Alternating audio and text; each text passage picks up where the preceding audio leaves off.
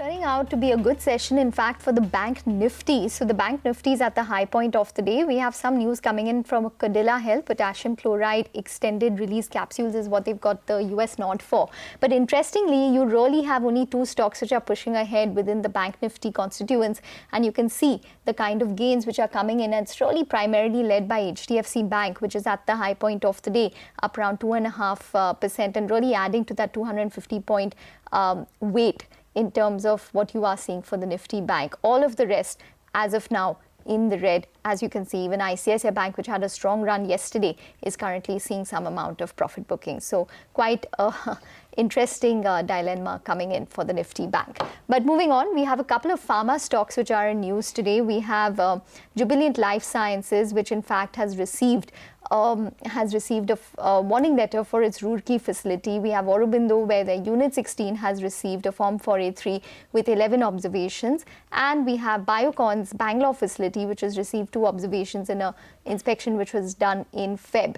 Surajit Pal, the pharma analyst at Prabhudas Leeladhar, joins in for a quick take on all of this. Surajit, thanks very much for taking the time out. How worried are you about this warning letter which Jubilant Life Sciences has received for its Roorkee plant? See, given the current track record, say for last 2 years, and being an oral plant, I think Jubilant will be able to get the resolution, say, next 12 to 18 months. Okay, but how much does the plant contribute, and do you expect it to probably see an escalation just based on the warning letter language? Not actually. I mean, if you go by the really language issues and if you go by the observation given to hetero labs earlier, and if hetero labs get the resolution, I think any company can get resolution. You know, with the kind of language I found in Jubilant is pretty much docile if I compare with, what the kind of observation hetero got it, and after that they got resolution. Okay. What about Aurobindo's Unit 16? That one is received 11 observations. It's a newer plant, so I don't think there's that much concern in terms of contribution of that facility or impact on financials.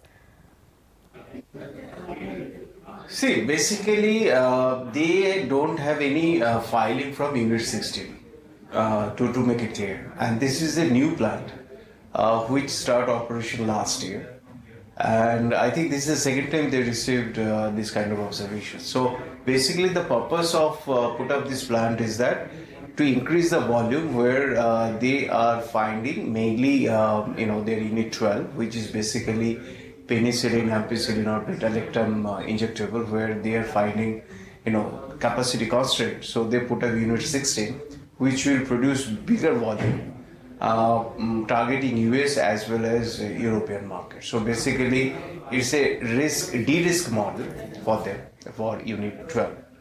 So one of the major product which they produce both in Unit 12 and Unit 16 is Tazopip.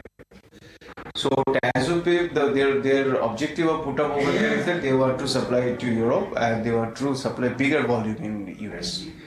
Now, what happened is that despite the product is in shortage list, their revenue remained $25 to $30 million, which management is saying is that though it is a shortage list product, there is not much of volume demand from the distributor side. So from that perspective, revenue-wise, I don't think it will have any impact even in short to medium term. And given the company's track record of receiving resolution in much bigger plant like injectable plant like Unit 4, earlier too in many occasions, I think they will easily get resolution in Unit 16 too, given that management is always sincere in terms of executing whatever they have a discussion with unit with the facility. Okay, so that point is taken. What about their Unit 4? We understand that they've received an EIR for it. Do you think that it's out of the woods now and that we could probably see approvals come through for the injectable facility? And are you expecting maybe them to meet the guidance of around 25-30% growth?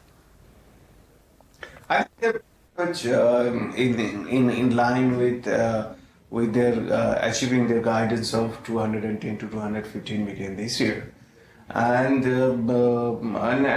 I think Unit 4 received many observations as well as resolutions in the past too. So it is not like that this is the last one.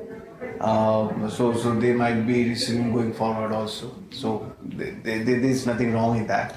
But the point is that they always continue to be sincere in terms of whatever the lacunae found out by US FDA to resolve it. Okay. All right, Surajit. We're going to leave it on that note. Thanks very much for joining in and taking us through all of your views on Aurobindo as well as Jubilant Life Sciences.